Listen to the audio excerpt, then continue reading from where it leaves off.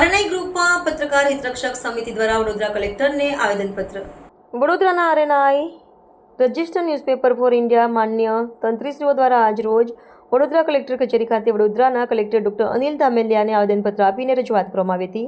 કે છોટાઉદેપુર જિલ્લાના નસવાડી ખાતે નૈનેશ તડવી નામના યુવાન પત્રકાર પર તેમના દ્વારા અખબારમાં માટી અંગેના ભૂમાફિયા અંગે સમાચાર પ્રસિદ્ધ કરાતા ભૂમાફિયા અને તેમના મળતિયાઓ દ્વારા પત્રકાર નૈનેશભાઈ વિરુદ્ધ નસવાડી ખાતે પોલીસ ફરિયાદ નોંધાતા પત્રકાર જગત આ ઘટનાને વખોડે છે અને તંત્રને આવેદનપત્ર આપીને રજૂઆત કરે છે કે તે ભારતીય લોકશાહી દેશને અને પત્રકારત્વ લોકશાહીનો ચોથો સ્તંભ ગણાય છે. નાનામાં નાનાથી લઈને મોટામાં મોટો માન્ય પત્રકાર રોજબરોજથી તેમજ જ્યાં કોઈ સમસ્યા કે રજૂઆત હોય તેને સમાજ સમક્ષ ઉજાગર કરવાનું કામ પોતાના જીવના જોખમે પણ કરતો હોય છે. તેવામાં પત્રકાર સામે એનકેન રૂપે ફરિયાદ નોંધાતા આની અસર ક્યાંક ને ક્યાંક સમગ્ર પત્રકાર જગત પર ખૂબ ગંભીર રૂપે પડે છે. પરિણામે સમાજમાં રહેલી ત્રુટીઓ અને સમસ્યાઓ નિષ્પક્ષ રૂપે બહાર આવતા અટકી જાય છે, જેનાથી પ્રજાને અને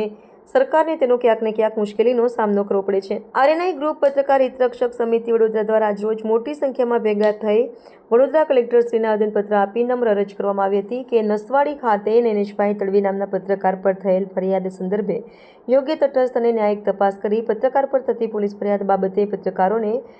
યોગ્ય તંત્ર તરફથી ન્યાય મળે તેમજ કોઈપણ પત્રકાર પર પોલીસ ફરિયાદ નોંધાતા પહેલાં સમાજમાં તેની શું અસર પડે છે તે વસ્તુને ધ્યાને રાખી તટસ્થ અને ઉચ્ચ અધિકારીઓ દ્વારા તપાસ બાદ જ યોગ્ય હોય તે પ્રમાણે ફરિયાદ દાખલ કરી તેની યોગ્ય કાર્યવાહી કરવામાં આવી તેવી રજૂઆત વડોદરા કલેક્ટરને આરએનઆઈ માન્ય તંત્રીઓ દ્વારા કરવામાં આવી હતી. પત્રકાર હિતરક્ષક સમિતિ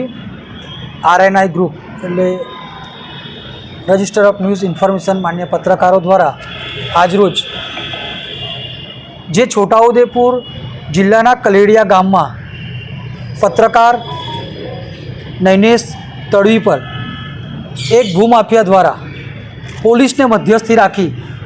કાર્યવાહી કરવામાં આવી હતી. એના પડઘા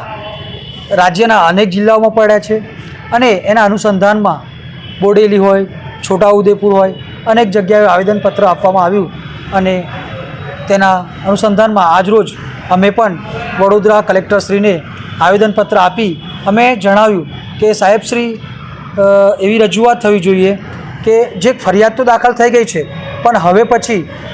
એ પત્રકારના વિરોધમાં જે ફરિયાદ થઈ છે તેમાં એક ઝીણવટપૂર્વક તપાસ થાય, ન્યાયિક તપાસ થાય અને ખરેખર જે દોષિત હોય એવા વ્યક્તિને ફરિયાદ થાય, એની પર ફરિયાદ થાય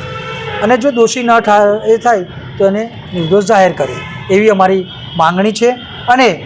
અવારનવાર જોવામાં આવ્યું છે કે જ્યાં જ્યાં પત્રકાર અવાજ ઉઠાવે છે ત્યાં ભૂમાફિયાઓ હોય, બુટલેગરો હોય, તેઓ એમનો અવાજ દબાવી દેવા માટે અનેક પ્રયાસો કરવામાં આવે છે. તો અમારી ગુજરાત રાજ્ય પોલીસને અને આ કલેક્ટરશ્રીને અને તંત્રને પણ એક રજૂઆત છે કે આ પત્રકારો એ આ દેશની ચોથી જાગીર છે, ચોથો સ્તંભ છે અને આ અમે બનાવો ઉજાગર કરવાવાળા વ્યક્તિઓ છે અને અમને આવી રીતે દબાવી ન દે તેવી કાળજી રાખવામાં આવે અને ખરેખર જે બુટલેગરો છે, જે અસામાજિક તત્વો છે એમની પર કાર્યવાહી થવી જોઈએ. આ તો અહીંયા ઊંધું થઈ રહ્યું છે કે અસામાજિક તત્વો પત્રકારો પર ફરિયાદો દાખલ કરાવે છે. તો આવા વિષયમાં યોગ્ય તપાસ થાય, ઝીણવટપૂર્વક તપાસ થાય અને આ પત્રકાર મિત્ર નૈનેશભાઈ તડવીને